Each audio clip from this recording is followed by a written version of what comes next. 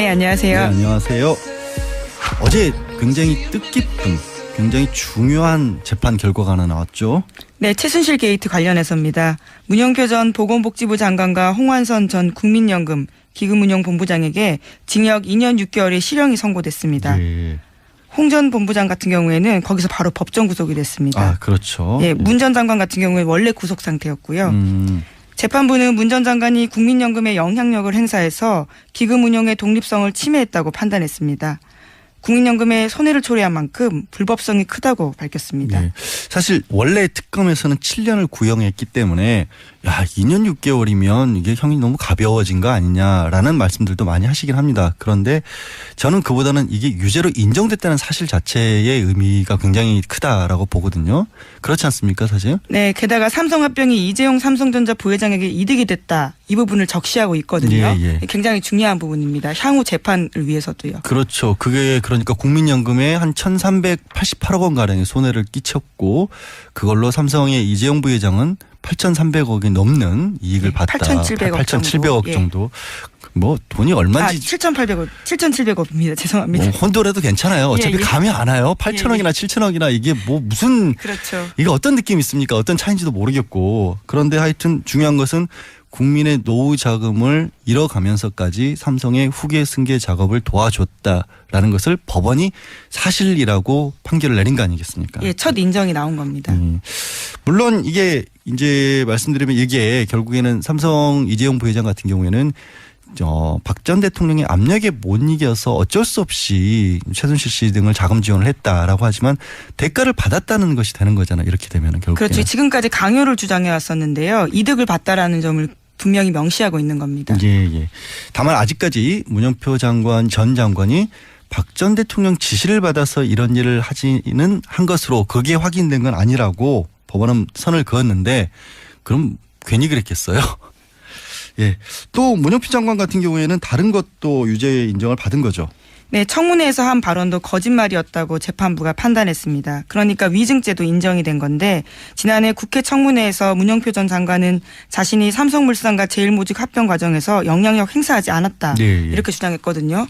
그 수많은 국민들이 지켜봤었는데요. 그렇죠. 그것들이 모두 거짓말이었다고 재판부가 판단한 겁니다. 그러니까 이게 거짓말이라고 재판부가 판단을 했기 때문에 압력을 넣은 것도 유죄라고 봤고 그러니까 거짓말을 한 것도 유죄라고 본 거 아니에요. 어떤 근거로 거짓말이라고 본 거죠?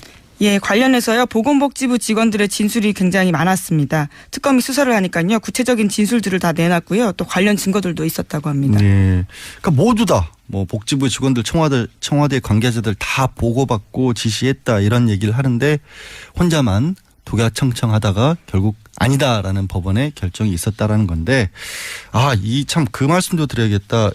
이 결론을 낸 재판장이 조희연 부장판사였죠. 네, 이름 익숙하실 텐데요. 지난 1월 달에 이재용 삼성전자 부회장의 구속영장 기각한 바 있는 판사입니다. 네, 그래서 굉장히 본인으로서는 다소 억울할 수도 있을 만큼 실검1위에 올라버렸던 분이기도 한데 그만큼 깐깐하게 재판을 했는데도 불구하고 유죄 결정을 내렸다는 부분이 의미 있다는 것이고요.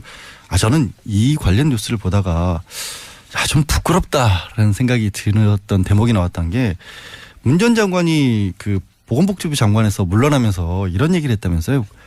국민연금 공단 이사장 자리가 장관보다 훨씬 좋은 자리다라고 하면서 장관하다가 그 자리로 스스로 자발적으로 그렇게 갔다는데 뭐가 그렇게 좋았을까요? 예, 심지어 장관 같은 경우에도 메르스 사태 부실 대응 책임지면서 그렇죠. 물러난 거였거든요. 예. 그런데 자리를 옮기면서 자기는 마치 영전한다는 듯이 보건복지부 직원들한테 떠들고 다녔다라는 겁니다. 참 자랑할 걸 자랑을 해야지 정말. 게다가 안종범 전 수석이랑도 하루라도 통화를 안 하면 입에 가시가 돋는다. 이런 말이 보건복지부 안에선 나올 정도로요. 그 친분을 과시하기도 했다고 합니다. 사실은 이제 안종범 전 수석이 그만큼 박 전 대통령의 아주 가장 근접해서 모든 정책들을 정책이라고 부르기도 싫습니다만은 일들을 했던 사람이라서 이게 문 전 장관과 직접적으로 연결돼 있다라는 어떤 간접적인 그런 정황 증거로도 쓰였을 것 같습니다. 이게 재판이 아직 멀죠. 하지만 이게 겨우 시작인 거죠. 이제 재판 결과는. 네. 속칭 최순실 게이트 재판 이제 겨우 시작이라고 볼 수 있는데요. 이제까지 이 두 사람과 함께해서요. 모두 7명 유죄가 선고됐습니다.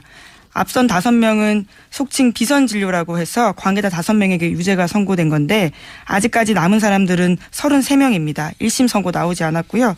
가장 다가올 선고 내용 같은 경우에는 정유라 씨의 이화여대 학사비리 사건입니다. 예. 학사비리 같은 경우 최순실 씨에게도 그것만 가지고도 7년 구형을 했고 예, 그렇죠. 최경희 이화여대 총장 같은 경우도 5년. 그러니까 이게 최고형식을 각각 그 혐의에 대해서만 구형을 한 거고요. 최순실 씨가 7년형을 구형받았다고 하니 깜짝 놀라는 분들이 계신데 학사비리 관련해서만 7년인 겁니다. 예, 한 그렇죠? 건입니다. 예, 한 건인 거죠. 워낙 많으니까. 중요한 증인 안종범 전 수석 얘기 조금 전에도 했었는데 안종범 전 수석이 6월 말쯤에 이제 뇌물과 관련해서도 증언대에 선다라고 그렇게 들었습니다. 네, 이재용 부회장 관련해서요. 뇌물공여죄 직접 증거 아직 인정하고 있지 않는데 예. 이와 관련해서 핵심 증인이라고 할 수 있는 안 전 수석이 재판대에 서는 겁니다. 예. 증인으로요. 예, 이달 말에 또 어떤 얘기가 나올지 저 궁금합니다. 어제 검찰이 완전히 뒤집혔어요. 정말 발칵. 난리가 났죠. 네, 법무부가 깜짝 인사를 했기 때문입니다.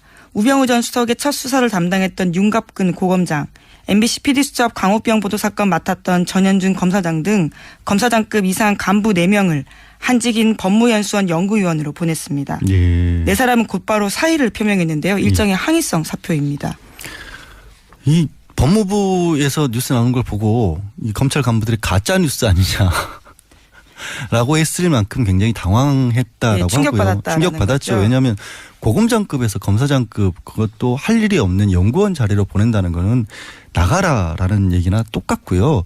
나가라는 얘기랑 똑같다는 얘기를 아예 발표하면서 저는 이 부분이 굉장히 의미가 있었던 게 법무부에서 이들을 좌천 인사를 이유를 공식적으로 과거 중요 사건에 대한 부정적 처리 문제가 제기된 검사들이라고 탁 집었거든요. 네, 그렇죠. 사실상 좌천성 인사라는 점을 인정한 셈입니다. 네, 그러니까요. 아예 그동안에는 뭐 얘기는 안 하면서 뭐 무슨 뭐 여러 가지 직급을 조정한다는 등 뭐 평형 검찰 기수의 문화를 바꾼다는 이런 얘기만 했었는데 이번엔 아예 드러내놓고 문제가 있었다라고 콕 집었고 그래서 이게 검찰 개혁의 또 다른 하나의 두 번째 조치가 아니냐라는 얘기도 나오고요.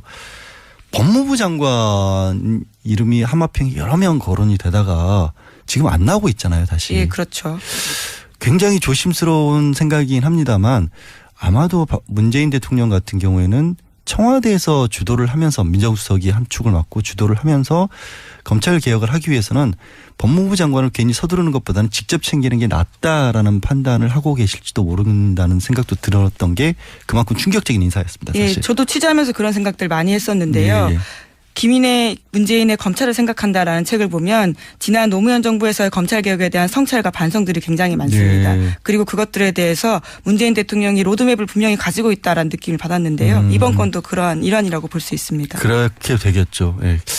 아무튼 뭐 인사의 불이익에서 그치는 게 아니라 그게 불이익이겠습니까? 국민 입장에서 봤었을 때는 좋은 검찰로 바꾸기 위한 변화의 몸짓이라고 그렇게 기대를 해야겠습니다. 사실 실패한 수사를 한 분들이 많거든요. 네. MBC PD수첩 같은 경우에도요. 전원 기소했지만 다 무죄 났습니다. 아, PD를 체포까지 했잖아요. 네. 깜짝 놀랐었죠. 그때 당시에. 얼마나 충격적인 일이었는데. 사실 기소한 사항이 무죄가 난 경우에는 정말 실패한 수사가 맞거든요. 그렇죠. 100% 할 수 없는 일을 했다라는 그런 얘기였으니까.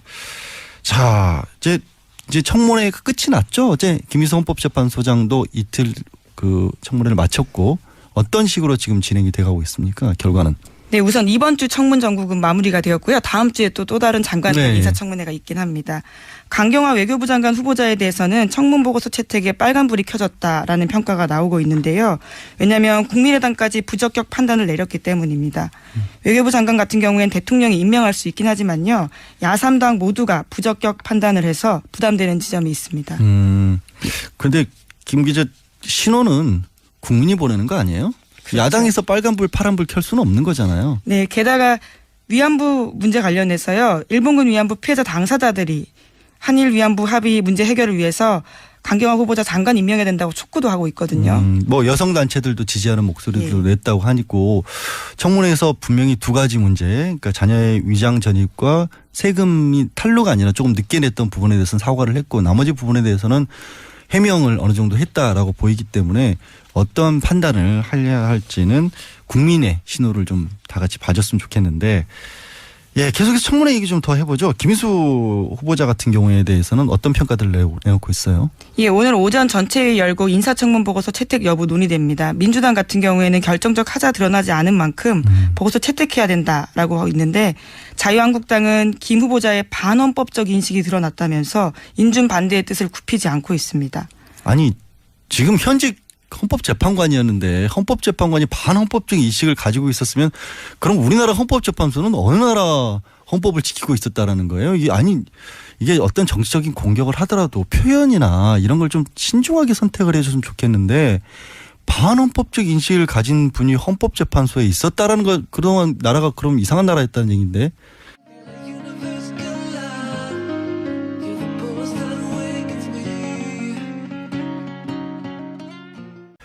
국민연금 공단 이사장 자리가 장관보다 훨씬 좋은 자리다라고 하면서 장관하다가 그 자리로 스스로 자발적으로 그렇게 갔다는데 뭐가 그렇게 좋았을까요? 예, 심지어 장관 같은 경우에도 메르스 사태 부실 대응 책임지면서 그렇죠. 물러난 거였거든요. 예. 그런데 자리를 옮기면서 자기는 마치 영전한다는 듯이 보건복지부 직원들한테 떠들고 다녔다라는 겁니다.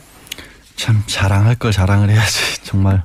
게다가 안종범 전 수석이랑도 하루라도 통화를 안 하면 입에 가시가 돋는다. 뭐 이런 말이 보건복지부 안에선 나올 정도로요. 그 친분을 과시하기도 했다고 합니다. 사실은 이제 안종범 전 수석이 그만큼 박 전 대통령의 아주 뭐 가장 근접해서 모든 정책들을 정책이라고 부르기도 싫습니다만은 일들을 했던 사람이라서 이게 문 전 장관과 직접적으로 연결돼 있다라는 어떤 간접적인 그런 정황 증거로도 쓰였을 것 같습니다. 이게 재판이 아직 멀죠. 하지만 이게 겨우 시작인 거죠. 이제 재판 결과는. 네. 속칭 최순실 게이트 재판 이제 겨우 시작이라고 봤었는데요. 이득을 봤다라는 점을 분명히 명시하고 있는 겁니다. 예. 다만 아직까지 문영표 장관 전 장관이 박 전 대통령 지시를 받아서 이런 일을 하지는 한 것으로 그게 확인된 건 아니라고 법원은 선을 그었는데 그럼 괜히 그랬겠어요. 예. 또 문영표 장관 같은 경우에는 다른 것도 유죄 인정을 받은 거죠. 네, 청문회에서 한 발언도 거짓말이었다고 재판부가 판단했습니다. 그러니까 위증죄도 인정이 된 건데 지난해 국회 청문회에서 문영표 전 장관은 자신이 삼성물산과 제일모직 합병 과정에서 영향력 행사하지 않았다. 예. 이렇게 주장했거든요. 그 수많은 국민들이 지켜봤었는데요. 그렇죠. 그것들이 모두 거짓말이었다고 재판부가 판단한 겁니다. 그러니까 이게 거짓말이라고 재판부가 판단을 했기 때문에 이 뭐 압력을 넣은 것도 유죄라고 봤고 그러니까 거짓말을 한 것도 유죄로 본 거 아니에요. 어떤 근거로 거짓말이라고 본 거죠? 예, 관련해서요. 보건복지부 직원들의 진술이 굉장히 많았습니다. 네, 안녕하세요. 네, 안녕하세요. 어제 굉장히 뜻깊은 굉장히 중요한 재판 결과가 하나 나왔죠. 네, 최순실 게이트 관련해서입니다. 문영표 전 보건복지부 장관과 홍완선 전 국민연금 기금운용본부장에게 징역 2년 6개월의 실형이 선고됐습니다. 예. 홍 전 본부장 같은 경우에는 거기서 바로 법정 구속이 됐습니다. 아, 그렇죠. 예, 문 전 장관 같은 경우에 원래 구속 상태였고요. 재판부는 문 전 장관이 국민연금에 영향력을 행사해서 기금 운용의 독립성을 침해했다고 판단했습니다. 국민연금에 손해를 초래한 만큼 불법성이 크다고 밝혔습니다. 네. 사실 원래 특검에서는 7년을 구형했기 때문에 야 2년 6개월이면 이게 형이 너무 가벼워진 거 아니냐라는 말씀들도 많이 하시긴 합니다. 그런데 저는 그보다는 이게 유죄로 인정됐다는 사실 자체의 의미가 굉장히 크다라고 보거든요. 그렇지 않습니까 사실? 네. 게다가 삼성합병이 이재용 삼성전자 부회장에게 이득이 됐다. 이 부분을 적시하고 있거든요. 예. 굉장히 중요한 부분입니다. 향후 재판을 위해서도요. 그렇죠. 그게 그러니까 국민연금에 한 1,388억 원 가량의 손해를 끼쳤고 그걸로 삼성의 이재용 부회장은 8,300억이 넘는 이익을 봤다. 8,700억 정도. 뭐 돈이 얼마인지. 7,700억입니다. 죄송합니다. 뭐 혼돈해도 괜찮아요. 어차피 감이 안 와요. 8,000억이나 7,000억이나 이게 뭐 무슨. 그렇죠. 이게 어떤 느낌이 있습니까? 어떤 차이인지도 모르겠고. 그런데 하여튼 중요한 것은 국민의 노후 자금을 잃어가면서까지 삼성의 후계 승계 작업을 도와줬다라는 것을 법원이 사실이라고 판결을 내린 거 아니겠습니까? 예, 첫 인정이 나온 겁니다. 물론 이게 이제 말씀드리면 이게 결국에는 삼성 이재용 부회장 같은 경우에는 박 전 대통령의 압력에 못 이겨서 어쩔 수 없이 최순실 씨 등을 자금 지원을 했다라고 하지만 대가를 받았다는 것이 되는 거잖아요. 이렇게 되면 결국에. 그렇죠. 지금까지 강요를 주장해 특검이 수사를 하니까요. 구체적인 진술들을 다 내놨고요. 또 관련 증거들도 있었다고 합니다. 네. 그러니까 모두 다 뭐 복지부 직원들 청와대 관계자들 다 보고받고 지시했다 이런 얘기를 하는데 혼자만 독야청청하다가 결국 아니다라는 법원의 결정이 있었다라는 건데, 이 참 그 말씀도 드려야겠다. 이 결론을 낸 판사, 재판장이 조희연 부장판사였죠. 네, 이름 익숙하실 텐데요. 지난 1월 달에 이재용 삼성전자 부회장의 구속영장 기각한 바 있는 판사입니다. 네, 그래서 굉장히 뭐 본인으로서는 다소 억울할 수도 있을 만큼 실검 1위에 올라버렸던 분이기도 한데, 그만큼 깐깐하게 재판을 했는데도 불구하고 유죄 결정을 내렸다는 부분이 의미 있다라는 것이고요. 저는 이 관련 뉴스를 보다가 좀 부끄럽다라는 생각이 들었던 대목이 나왔던 게, 문 전 장관이 그 보건복지부 장관에서 물러나면서 이런 얘기를 했다면서요.